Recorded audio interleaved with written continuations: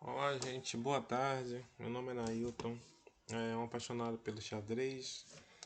Resolvi fazer um canal para compartilhar algumas experiências que eu tenho, né, jogando. Eu retornei a jogar xadrez em 2021, comecei a jogar torneios.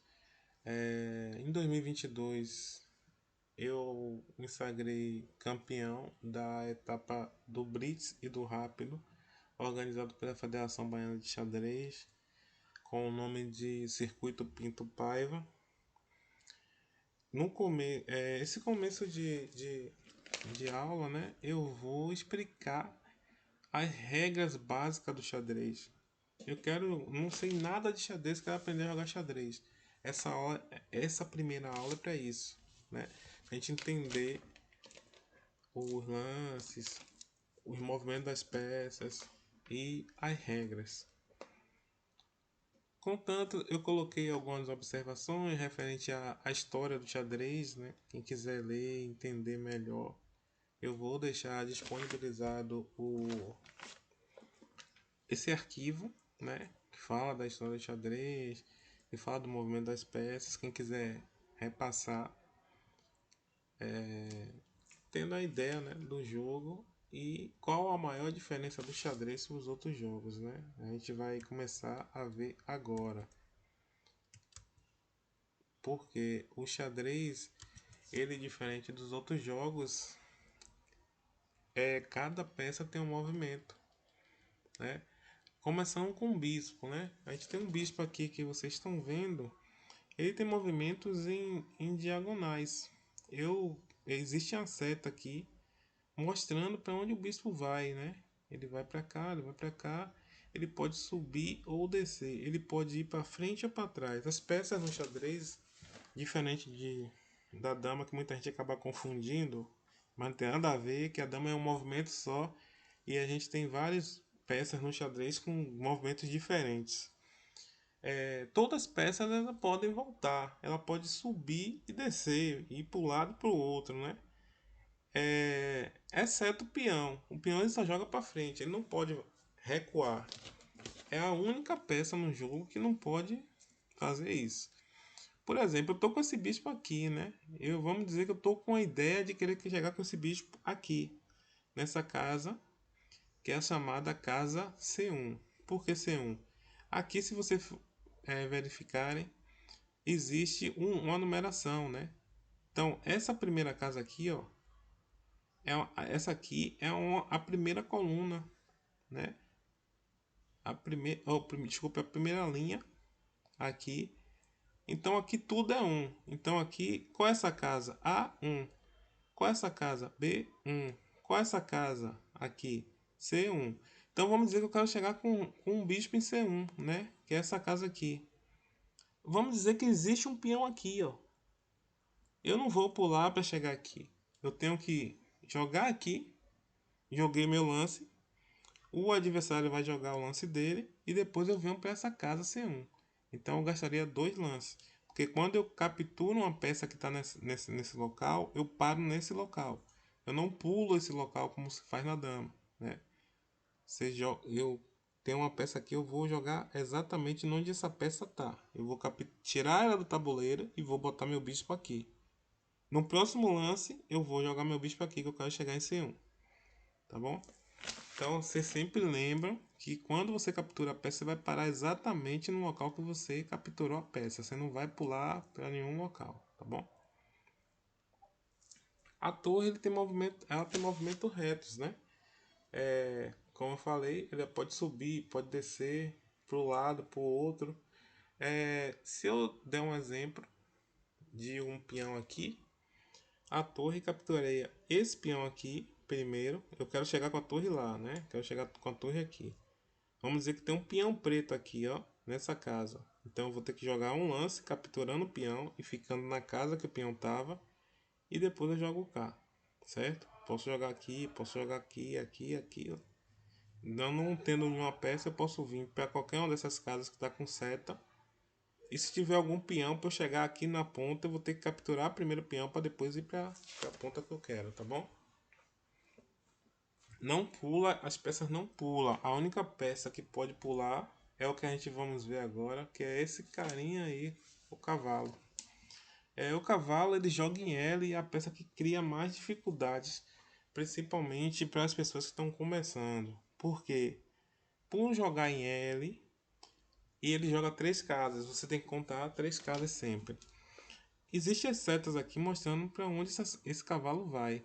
O cavalo na borda ele tende a perder a força. Por quê? Porque ele vai para poucas casas. Vamos dar o exemplo desse cavalo aqui. Esse cavalo aqui na borda, né, em A1, ele só tem duas casas. Seria fazendo L aqui, ó, um L deitado, certo? Fazendo um L com três casas, um, dois, três. Ele viria para a casa C2 ou um L assim, né? Um L assim. Opa, voltou. Um L assim. Ele viria para a casa C3. Então só teria duas casas, né? O cavalo. Aí a gente podemos observar que esse cavalo aqui está no centro, certo? Olha a quantidade de casas que esse cavalo pode ir. Ele pode vir para cá, pode vir para cá, para cá, para cá, para cá, para cá, para aqui, para aqui, né? Então o que acontece? O cavalo no centro ele tem 8 movimentos, enquanto o cavalo na borda tem 2. Esse aqui não está tão na borda, ele já ganha mais 2 movimentos, ele tem 4. Mas se você for contar esses dois cavalos pretos, não chega a quantidade de casas que esse cavalo branco no centro controla. Então essa é a ideia da briga do centro. Você conseguir colocar suas peças em locais estratégicos que possa tanto atacar como defender. Então essa é a luta do centro normalmente no jogo de xadrez. A rainha tem o movimento do bispo e da torre. Ou seja, eu posso jogar em diagonal, né? Posso chegar aqui com um lance só. Posso jogar aqui, aqui ou cá. E o movimento de torre, né? Reto também. Então ela tem os dois movimentos jogando várias casas. Com a mesma ideia do bispo e da torre, né? Tem um peão aqui, eu vou ter que capturar o peão aqui para depois vir para cá, certo? Tem um peão aqui, eu vou ter que capturar o peão aqui para depois ir para cá. Sempre eu não tenho como pular as peças, só o cavalo pula.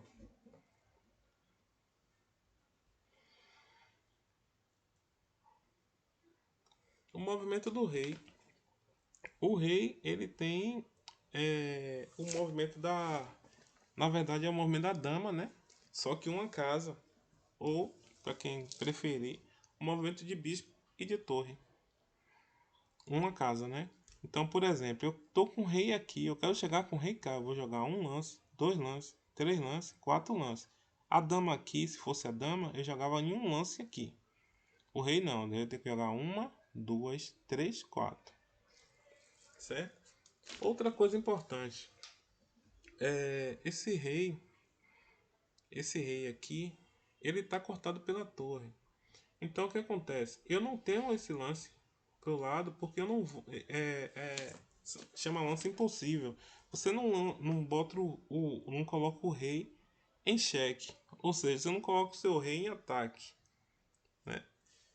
Por exemplo, se eu jogar o rei aqui, a torre no movimento dela ataca meu rei. Então eu não posso jogar aqui nunca. Então se eu quiser jogar, eu vou ter que jogar com o rei pra cá. Sempre nessa coluna. Jamais essa ou essa. Aí seria lance chamado lance legal. O peão ele sempre movimenta para frente. Tem a diferença do que é a única peça que não captura no seu movimento. Ele movimenta para frente como se fosse um movimento de torre, mas ele captura como um movimento de bispo. Ele captura em diagonal.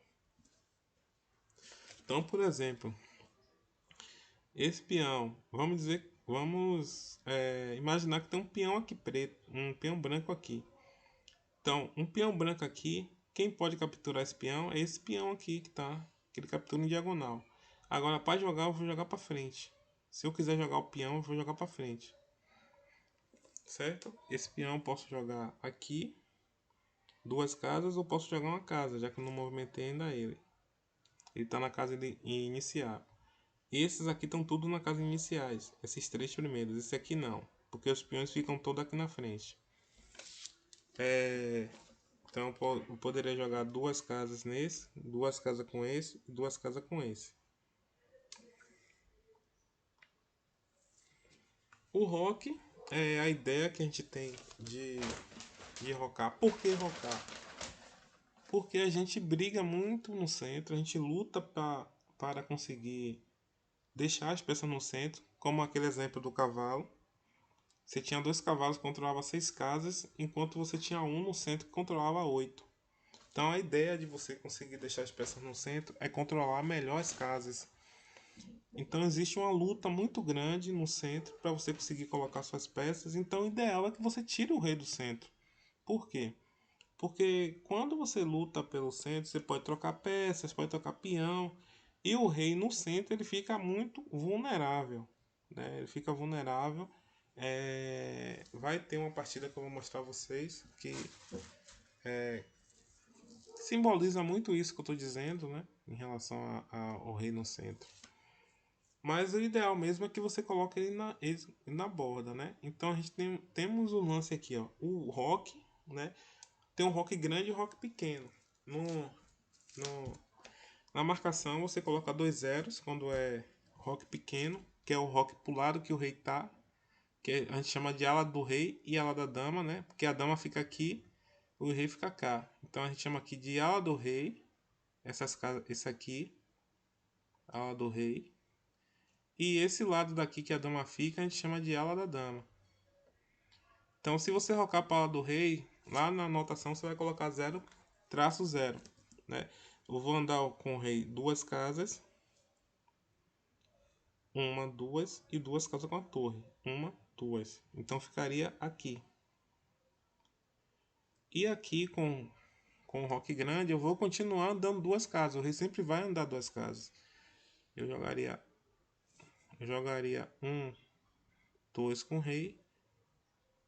Um, dois, três com a torre. Então na marcação você colocaria 0, traço 0, traço 0. E ficaria assim. Isso aqui é um rock. Sendo que o rock você não poderia rocar se tivesse peça atacando o local que você vai passar. Por exemplo, vamos imaginar um bispo aqui.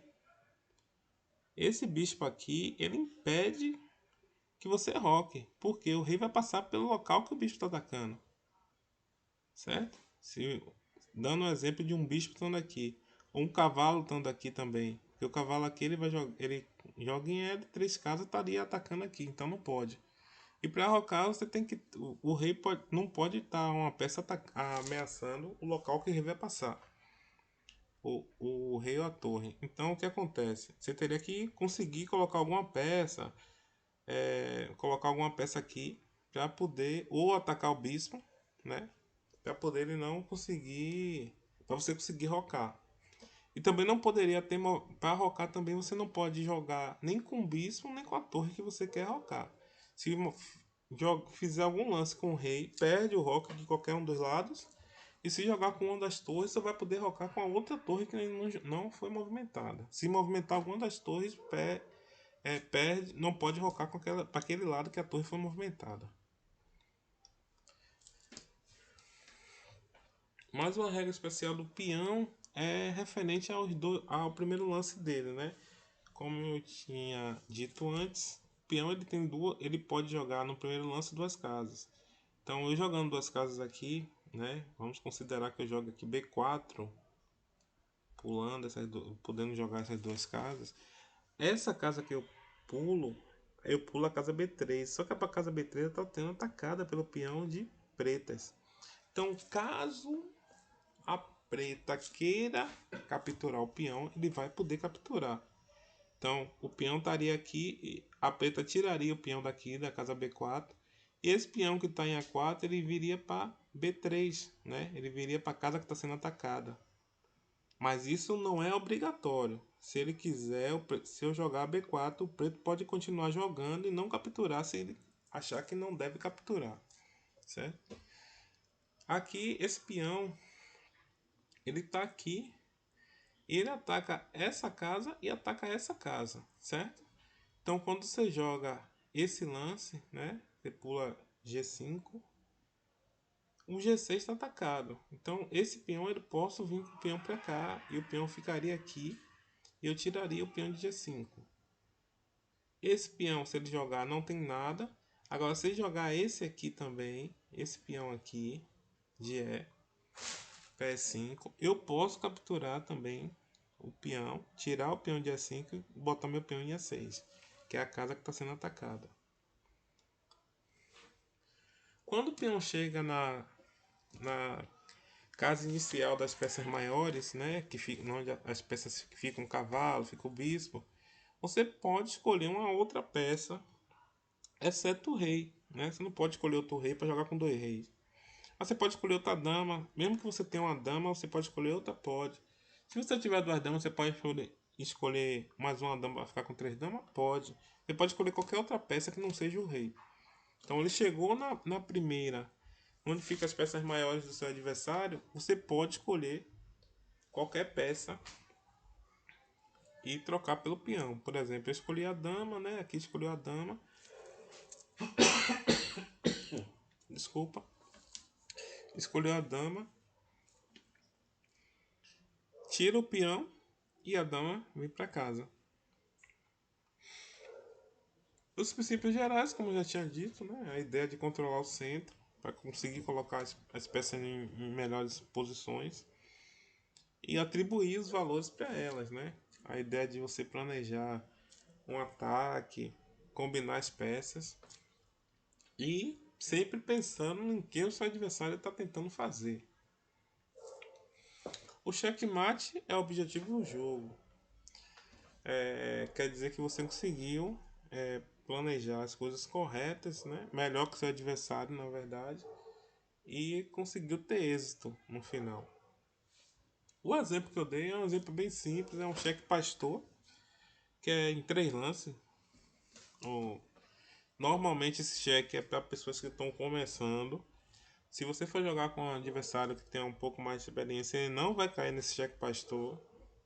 Você só vai perder tempo, na verdade, que é uma coisa que a gente vai ver mais à frente. Então seria o que? Qual a ideia? A dama ela tem o movimento do bispo e o bispo está defendendo a dama. Quando a dama chega aqui, ele dá cheque ao rei. O cheque é o que? Ameaça ao rei. Se o rei tiver como sair, é só cheque, não é mate. Mas se o rei não tiver como sair, é cheque-mate. Por que aqui é cheque-mate? Porque eu não posso capturar a dama que eu entro em cheque. Então, lembre-se que você não pode fazer um lance que você vai entrar em cheque. Quem tem que dar cheque é o seu adversário. Você não pode jogar para entrar em cheque. Então, eu não posso capturar a dama por causa do bispo defendendo a dama. Eu não posso avançar porque as duas casas que tem à frente, a dama tem um homem de torre e ataca também. Então aqui é checkmate. Se eu tivesse dado cheque com a dama aqui em H5, não seria checkmate, seria cheque, porque eu estou ameaçando a dama, mas não é checkmate. Então sou obrigado a jogar ou com o rei ou conseguir capturar a dama ou botar uma peça à frente. Então se a dama tivesse aqui em H5, eu teria o lance G6, né? Que avançando o peão para frente, a ameaça da dama no rei já não tem mais, né? E aí eu poderia, depois desse lance, eu poderia jogar a dama aqui, jogar o bispo e rocar grande até para poder tirar a dama daqui do centro.